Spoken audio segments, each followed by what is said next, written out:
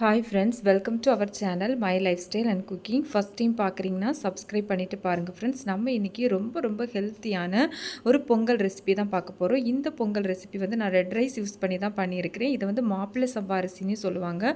வாங்க இந்த பொங்கல் எப்படி பண்ணலான்னு பார்க்கலாம். இது பண்ணுறதுக்கு நான் வந்து 1 கப் அளவு வந்து ரெட் ரைஸ் எடுத்துருக்கிறேன், சிகப்பு அரிசி. இப்போ இதை வந்து நல்லா வந்து வாஷ் பண்ணி எடுத்துக்கலாம். ஒரு 2லேருந்து ஒரு 3 டைம் வந்து நல்லா வந்து வாஷ் பண்ணி எடுத்துக்கலாம். ரெட் ரைஸில் பார்த்தீங்கன்னா நிறைய ஃபைபர் கண்டென்ட் இருக்குது, அயன் கண்டென்ட் இருக்குது, ஆன்டி ஆக்சிடென்ட், ப்ரோட்டீன் சொல்லி நிறைய நியூட்ரியன்ஸ் இருக்குது. கண்டிப்பாக வருஷத்தில் ஒரு முறையாவது குழந்தைங்களுக்கு இந்த அரிசிகளில் வந்து உணவுகள் செஞ்சு கொடுங்க. இந்த மாதிரி வெல்லம் சேர்த்து பொங்கல் செஞ்சு கொடுக்கும்போது கண்டிப்பாக விரும்பி சாப்பிடுவாங்க ஃப்ரெண்ட்ஸ். கண்டிப்பாக இந்த வீடியோவை ஸ்கிப் பண்ணாமல் பாருங்கள். இப்போ இதை வந்து நல்லா வாஷ் பண்ணதுக்கப்புறமா இதில் வந்து தேவையான அளவு தண்ணி சேர்த்து நம்ம இதை வந்து ஊற வச்சிடலாம். நம்ம வந்து நார்மல் அரிசி வந்து உடனே குக் பண்ணுவோம். இது வந்து நல்லா ஊறினா தான் நமக்கு வந்து இது வந்து நல்லா குலைவாக வந்து வெந்து வரும். அதனால் ஒரு 8 மணி நேரம் இதை வந்து நம்ம ஊற வச்சு எடுத்துடலாம். இப்போ பார்த்தீங்க அப்படின்னா எனக்கு ஒரு 8 மணி நேரம் ஆகுது. ஒரு 6லேருந்து 8 மணி நேரமாவது இதை வந்து ஊற வச்சு எடுக்கணும் ஃப்ரெண்ட்ஸ். பார்த்தீங்கன்னா 8 மணி நேரத்துக்கு அப்புறமா நல்லா வந்து எனக்கு ஊறிட்டு அந்த தண்ணியை மட்டும் தனியாக ஃபில்ட்ரு பண்ணி எடுத்துடலாம். இப்போ அரிசியை மட்டும் நான் வந்து குக்கரில் சேர்த்துருக்கிறேன்.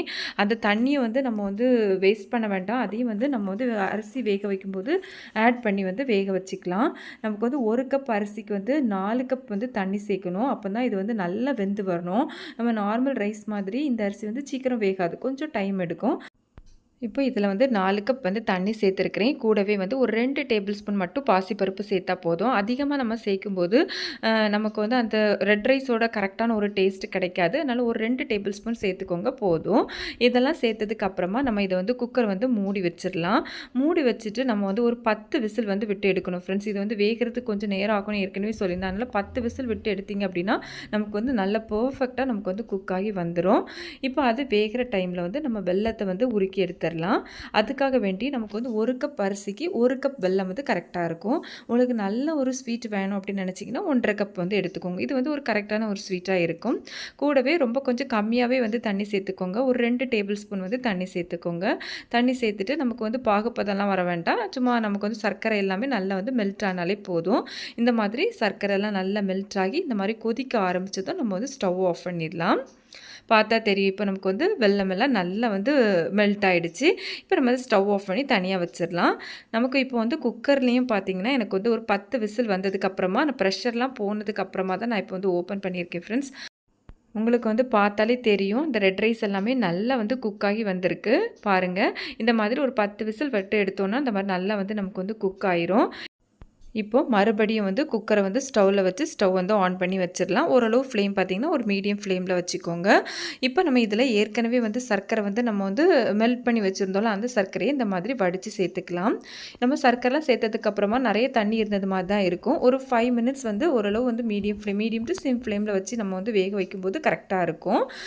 நமக்கு வந்து ரொம்ப டைட்டாக இருந்தாலும் நமக்கு வந்து ஆறுனதுக்கப்புறமா கரெக்டான கன்சிஸ்டன்சி வராது. அதனால் கொஞ்சம் இந்த மாதிரி கன்சிஸ்டன்சியில் இருந்தால் தான் நமக்கு வந்து கரெக்டாக இருக்கும். அதனால் சொல்கிற அளவில் சேர்த்திங்கன்னா உங்களுக்கு கரெக்டாகவே வரும் ஃப்ரெண்ட்ஸ். கூடவே ஒரு பிஞ்ச் வந்து சால்ட்டு சேர்த்துருக்கிறேன். நமக்கு அந்த ஸ்வீட் பேலன்ஸ் ஆகும்.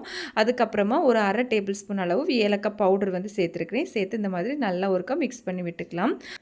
இப்போது மறுபக்கம் இருக்கிற ஸ்டவ்வில் வந்து இப்போ ஒரு பேன் ஒன்று ஸ்டவ்வில் வச்சுருக்கிறேன். பேன் நல்லா ஹீட் ஆனதுக்கப்புறமா ஒரு 2லேருந்து 2.5 டேபிள் ஸ்பூன் 4 டேபிள் ஸ்பூன் வரை கூட நீங்கள் விட்டுக்கலாம். நெய் உங்கள் டேஸ்ட்டுக்கு தக்கன வந்து நீங்கள் ஆட் பண்ணிக்கலாம். நெய் வந்து நல்லா உருகி வந்ததுக்கப்புறமா இதில் நீங்கள் தேவையான அளவு கேஷ்யூ அப்புறமா ரைசின்ஸ் வந்து ஆட் பண்ணிக்கோங்க. ஆட் பண்ணி நல்லா வந்து பொன்னிறமாக நம்ம இதை வந்து வறுத்து எடுத்துக்கலாம்.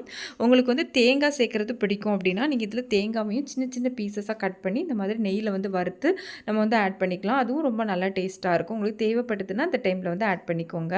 இந்த மாதிரி பொன்னிறமாக நல்லா வறுத்ததுக்கு அப்புறமா நம்ம இதை வந்து நம்ம ஏற்கனவே ரெடி பண்ணி வச்சுருக்கிறோம்ல பொங்கல், அதில் வந்து ஆட் பண்ணிக்கலாம்.